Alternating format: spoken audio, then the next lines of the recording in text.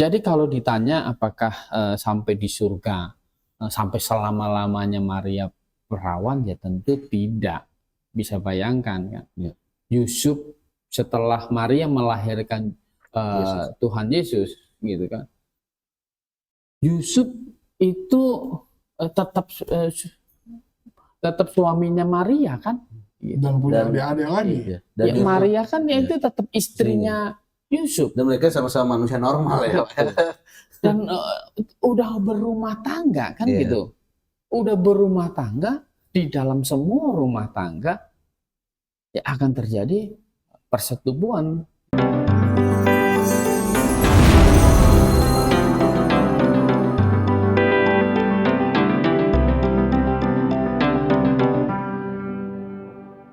Kita masuk ke sesi ketiga dari memberikan tanggapan terhadap video Sob Elemiron perihal tentang Yusuf dan Maria. Pertanyaan terakhir ini yang sebenarnya saya mau disclaimer dulu bahwa kami ada di sini tidak bermaksud untuk menyinggung keyakinan siapapun juga, tetapi kami hanya berusaha untuk memberikan penjelasan atau memberikan tanggapan yang berasal dari video singkat Elia Miron yang pastinya ini menurut Alkitab. Ya. Baik Pak.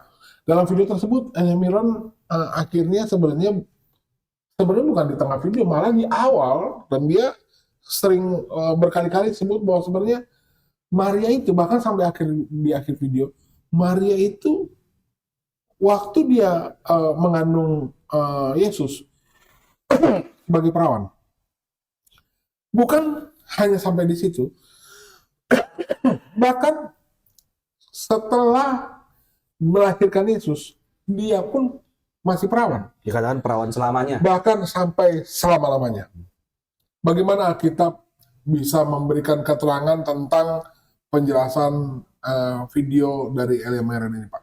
Silakan Pak. Ya, coba saudara baca kembali Injil Matius pasal 1 ayat 24 dan 25. Ya. Sesudah bangun dari tidurnya, Yusuf berbuat seperti yang diperintahkan malaikat Tuhan itu kepadanya. Ia mengambil Maria sebagai istrinya, tetapi tidak bersetubuh dengan dia sampai ia melahirkan anaknya laki-laki, dan Yusuf menamakan dia Yesus. Iya. Jadi kan jelas memang di sini setelah Yusuf mengambil Maria sebagai istrinya, dia tidak bersetubuh dengan Maria. Artinya apa? Memang waktu Yesus dilahirkan Maria, itu Maria masih perawan, gitu. Karena ini penting, Tuhan Yesus dilahirkan oleh seorang perawan ini penting. Oke. Kenapa penting? Karena ini juga adalah salah satu bukti seseorang itu Mesias yang dijanjikan. Harus menggenapi nubuatannya, Pak. Betul. Nah, coba kita baca Yesaya pasal 7 ayat 14 itu. Sebab itu Tuhan sendirilah yang akan memberikan kepadamu suatu pertanda.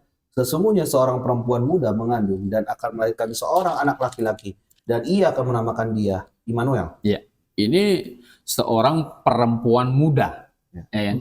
Nah, ketika Yesaya pasal 7 ini, di pasal 7 ayat 14 ini kan diterjemahkan ke dalam bahasa Yunani, di dalam Septuaginta. Ya. Ini perempuan muda ini diterjemahkan dengan Parthenos. Nah, Parthenos ini untuk kata Yunani yang artinya perawan.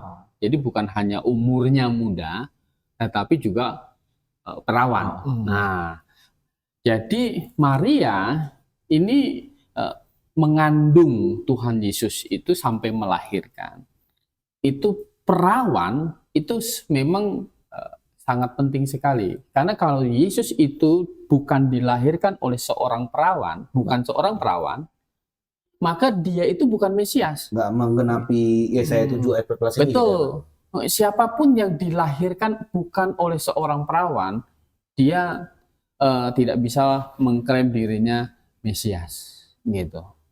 Nah, maka catatan Injil Matius ini tentang kelahiran Yesus Kristus, bahwa dia dilahirkan oleh seorang perempuan perawan, Maria, Dan malaikat memberitahukan kepada Yusuf bahwa bayi anak yang dikandung oleh Maria itu dari Roh Kudus, jadi bukan dari persetubuhan antara Yusuf dengan Maria, antara laki-laki lain dengan Maria, bukan. Tetapi itu ditaruh di dalam rahim Maria tanpa persetubuhan. Jadi Maria itu, Yesus itu dilahirkan oleh Maria, itu memang Maria masih perawan. Karena dia juru selamat, dia Mesias yang dijanjikan. Ini maka penting sekali catatan ini. Menggenapi Yesaya 7 ayat 14. Betul. Nah, Matius sebagai seorang Yahudi itu mengerti bahwa Mesias, siapapun yang mengklaim dirinya Mesias, harus dilahirkan dari seorang perawan. Nah, jadi kita juga percaya bahwa Yesus Kristus itu harus lahir dari seorang perawan.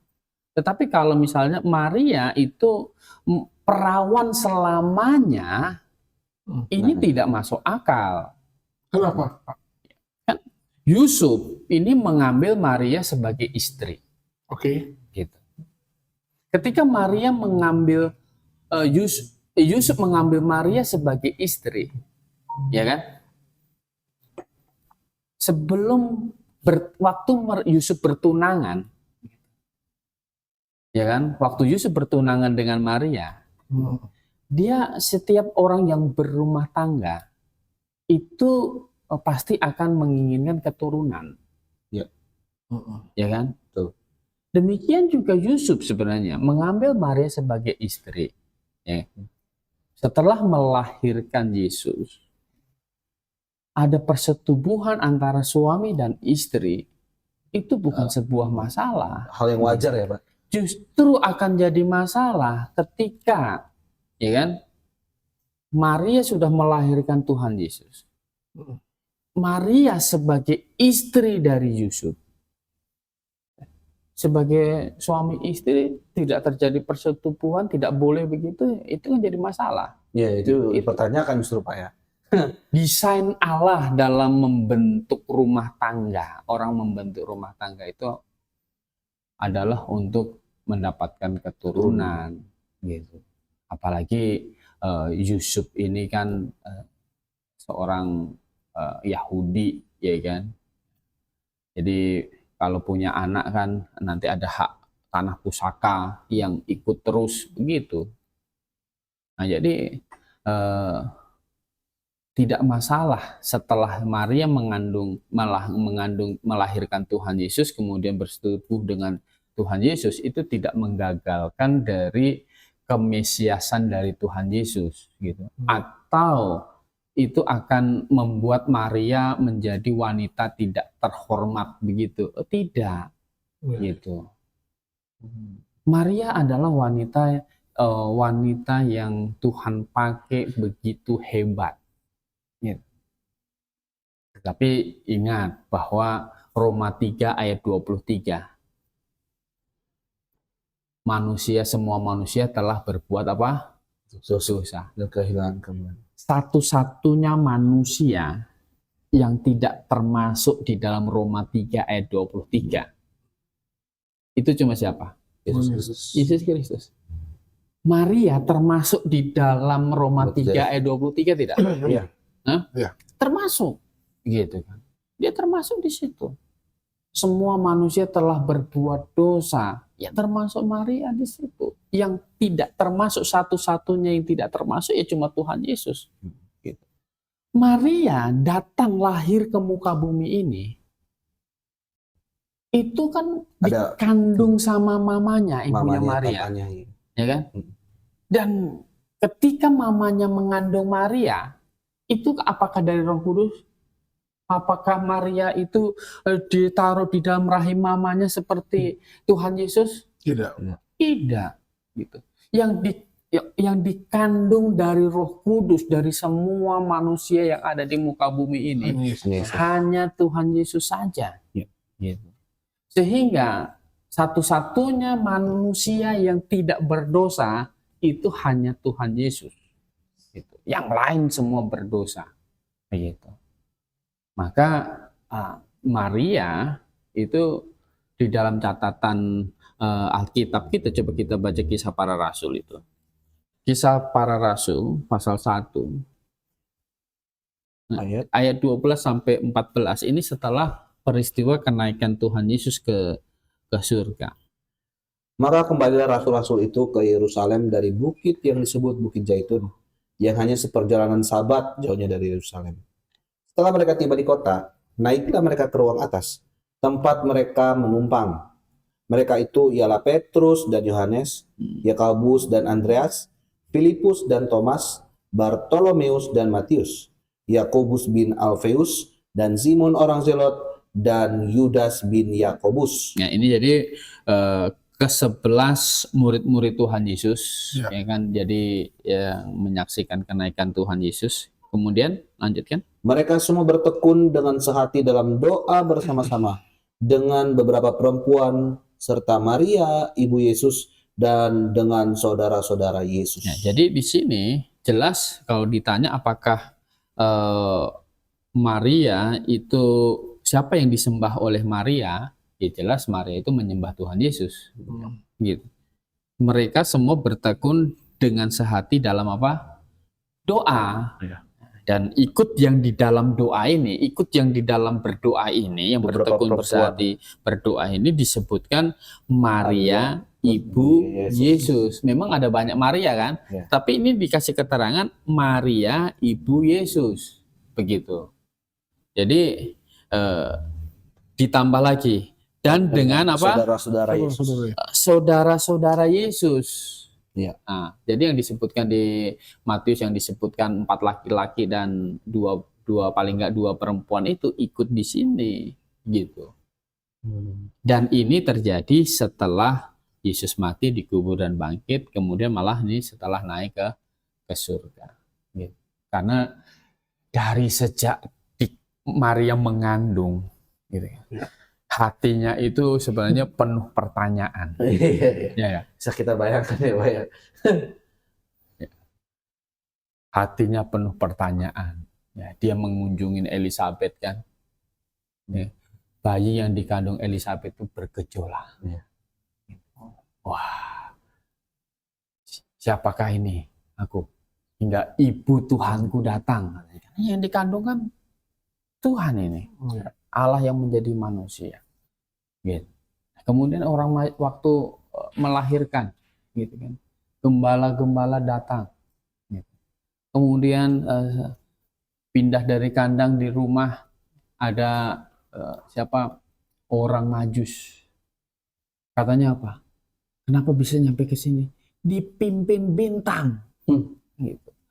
Lebih tepat dari Google Map. Enggak. Cuma pas sampai istana Herodes hilang. Kenapa hilang? Karena kan ada Alkitab.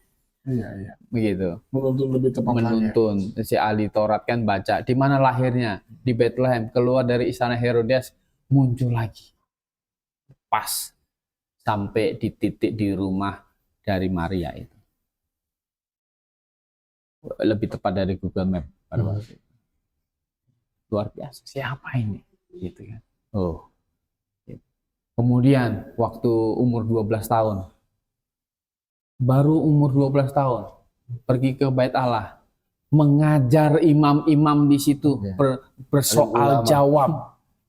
Dan semuanya itu mengakui hikmat dari anak ini. Makanya ketika Tuhan Yesus ada di perkawinan di Kana itu, dia sungguh yakin apa yang dilakukan Tuhan Yesus itu pasti terjadi. Dia bilang waktu kekurangan anggur itu kan, dia bilang kepada pelayan, yang dia omong lakukan saja. Maria sudah percaya bahwa itu adalah Tuhan. Oh iya, gitu. Jadi dia bukan manusia biasa. Maria sudah tahu. Yang lain mungkin belum tahu, tapi Maria kan sudah tahu. Bisa jadi dia orang pertama kali yang punya iman percaya bahwa Yesus adalah Tuhan. Ya. Pertama kali ya, secara jasmani ya maksudnya. Gitu. Ya, jadi kemudian ditambah lagi dia waktu umur 8 hari, waktu disunat, dibawa ke Simon dan Nabi Hana itu membuat Maria Dan ini Yusuf juga terpilih. hatinya ini kan luar biasa. Gitu. Jadi kalau ditanya Maria ini bagaimana? Ya Maria ya berdoa. Maria berdoa kepada Tuhan Yesus. Dan Tuhan Yesus itu adalah Tuhannya Maria, juru selamatnya Maria. Gitu. Jadi kalau ditanya apakah sampai di surga, sampai selama-lamanya Maria perawan, ya tentu tidak. Bisa bayangkan kan. Yusuf setelah Maria melahirkan Tuhan Yesus, gitu kan. Yusuf itu tetap suaminya Maria kan. Gitu. Dan punya adik-adik lagi. Dan ya, Maria kan ya itu tetap istrinya Yusuf. Dan mereka sama-sama manusia normal ya. Dan udah berumah tangga kan gitu. Udah berumah tangga, di dalam semua rumah tangga ya akan terjadi persetubuhan. Jadi persetubuhan belum terjadi selama Maria masih mengandung Tuhan Yesus saja. Tapi setelah melahirkan Tuhan Yesus, tidak ada salah dan tidak melanggar apapun ketika Maria dan Yusuf di dalam keluarga akhirnya melahirkan anak-anak yang lain. Dan kalau sudah terjadi persetubuhan dan ada anak-anak yang lain, apakah bisa dikatakan tetap perawan selama-lamanya kan? Itu kan tidak bisa begitu. Jadi Maria betul-betul perempuan perawan wanita itu selama melahirkan Tuhan Yesus. Jadi mengandung dan setelah melahirkan Tuhan Yesus itu perawan. Tapi setelah melahirkan Tuhan Yesus, karena catatan Alkitab yang kita baca tadi kan tidak bersetubuh selama mengandung kan. Begitu. Setelah mengandung kan Maria dan Yusuf bisa terjadi persetubuhan. Masih punya adik-adik ya Pak. Ternyata masih punya adik. Makanya ada suatu hal yang wajar dan bukan suatu hal yang mustahil. Memang Yesus punya saudara tiri jadinya Pak. Yang kemarin sempat kita bahas di part 2. Yaitulah hasil daripada Maria dengan Yusuf gitu. Anak Yusuf dan Maria setelah Tuhan Yesus lahir. Setelah Yesus lahir. Gitu.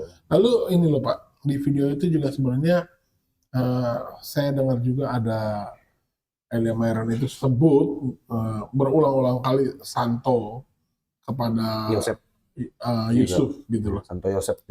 Bagaimana Alkitab bisa menjelaskan kata Santo ini?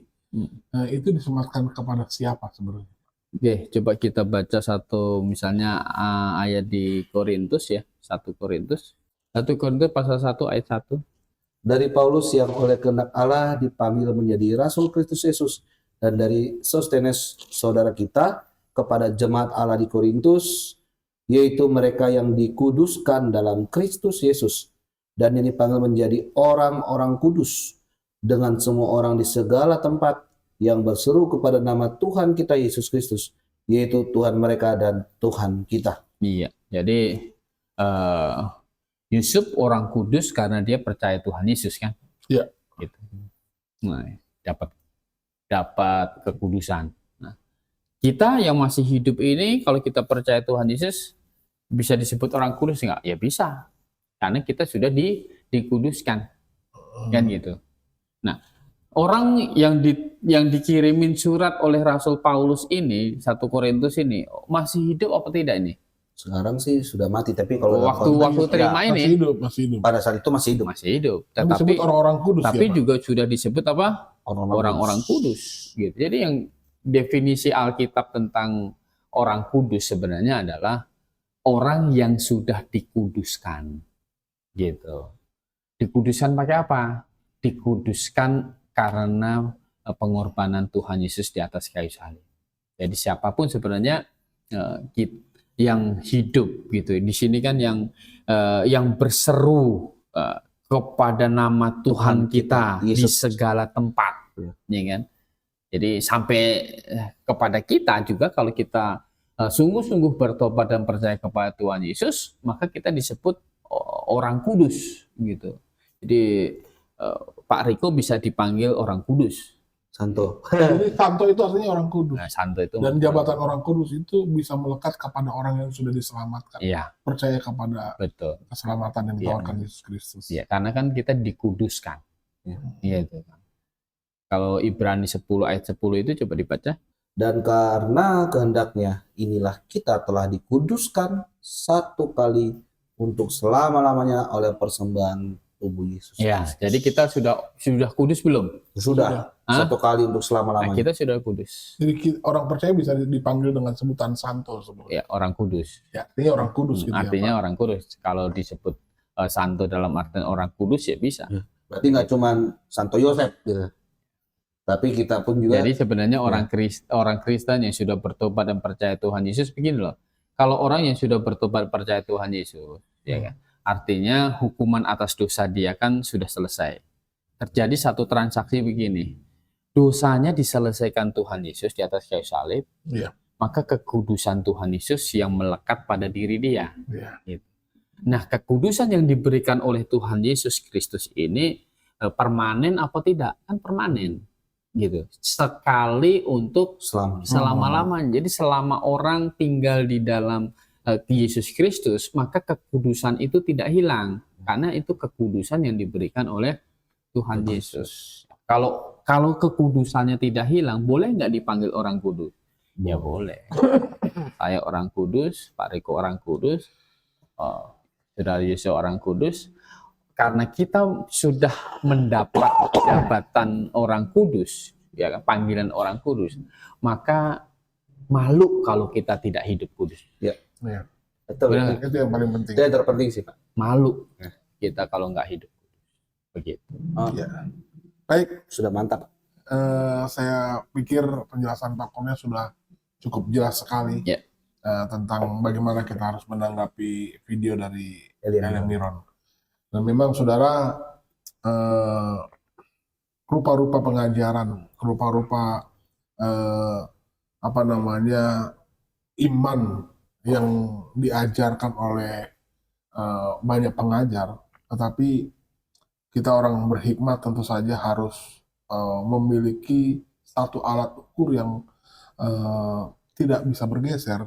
Tuhan kasih dua alat ukur, yaitu salah satunya Alkitab dan pikiran kita, logika kita. Jadi itu tidak boleh bertentangan, ya Pak Kurnia. Ya. Siapapun yang mengajarkan yang macam-macam bentuk rupa-rupa itu, Anda bisa terima kalau itu cocok dengan Alkitab. Kenapa demikian? Karena kita orang Kristen harus percaya bahwa Alkitab ini adalah satu-satunya firman Allah, bukan salah satu firman Allah. Dari sinilah kita bisa menerima kabar baik bahwa di dalam Alkitab sajalah ada benar-benar janji keselamatan yang mutlak, tidak bisa ditawar-tawar, dan itu sudah pasti.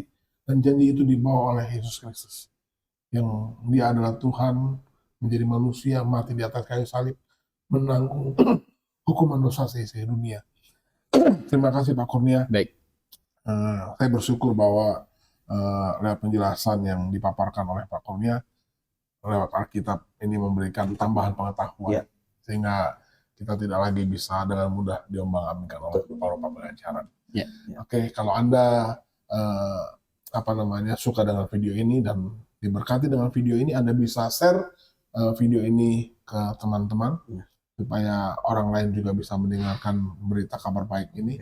Dan kalau Anda ingin mendukung saluran ini, Anda bisa subscribe supaya nanti kalau kita upload video baru, Anda bisa mendapatkan notifikasi. Dan jangan lupa di like kalau memang suka.